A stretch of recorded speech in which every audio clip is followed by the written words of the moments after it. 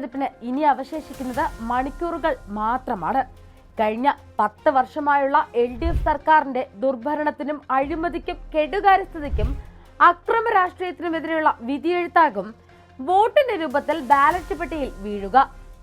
ഈ അവസരത്തിൽ നമ്മൾ അവസാനമായി പോരാട്ടത്തിൽ സംസാരിക്കാൻ പോകുന്നത് LDF സർക്കാരിന്റെ ദുർഭരണത്തിനെതിരെ ശക്തമായി പ്രതികരിച്ച, എല്ലായ്പ്പോഴും UDFന്റെ കരുത്തനും വ്യക്തമായ നിലപാടുകളും കാഴ്ചപ്പാടും നേതൃപാഠവുമുള്ള പ്രതിപക്ഷ നേതാവ് വി ഡി സതീശനെ വർഷങ്ങളായി കൈവിടാത്ത പറവൂർ നിയമസഭാ മണ്ഡലത്തെയും കുറിച്ചാണ്.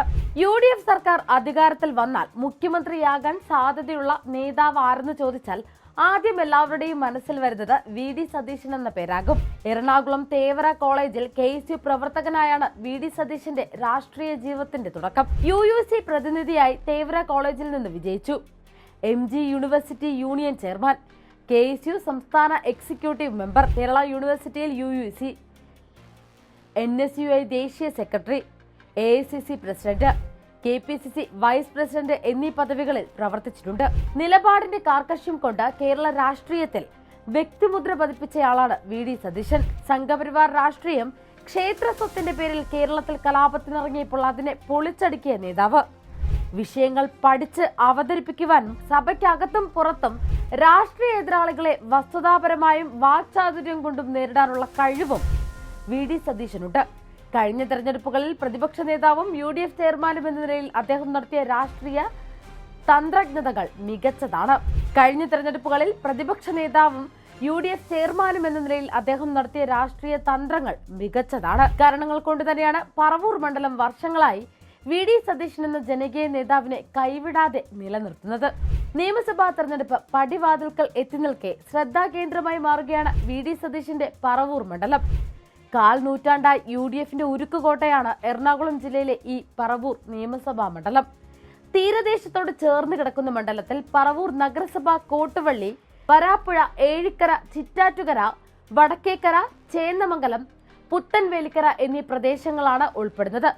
മത്സ്യത്തൊഴിലാളികളും കർഷകരും ഉൾപ്പെടുന്ന മണ്ഡലം ആദ്യകാലത്ത് ഇടതിനെ തുണച്ച മണ്ഡലമാണ്.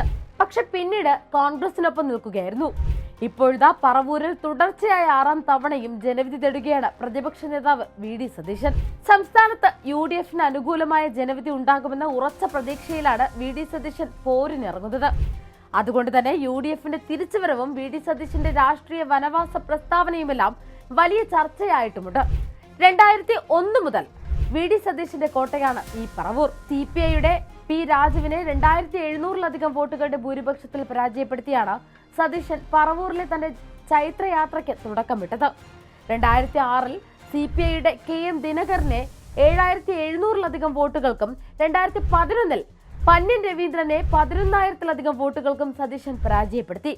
2016-ൽ എത്തിയപ്പോഴേക്കും സതീശന്റെ ഭൂരിപക്ഷം വീണ്ടും ഉയർന്ന് 20,000-ലേക്ക് എത്തി. CPI സ്ഥാനാർത്ഥിയായിരുന്ന ശാരദാ മോഹനെ 20,634 വോട്ടുകൾക്കാണ് സതീശൻ പരാജയപ്പെടുത്തിയത്. 2021-ലെ നിയമസഭാ തെരഞ്ഞെടുപ്പിൽ സതീശൻ വീണ്ടും ഭൂരിപക്ഷം ഉയർത്തുകയും MT നിക്സണെ 21,301 വോട്ടുകൾക്ക് പരാജയപ്പെടുത്തുകയും ചെയ്തു. അതായത് ഓരോ തെരഞ്ഞെടുപ്പിലും തന്റെ ഭൂരിപക്ഷം ഉയർത്തിയാണ് അദ്ദേഹം മണ്ഡലത്തെ തന്നോടൊപ്പം നിലനിർത്തിയത്.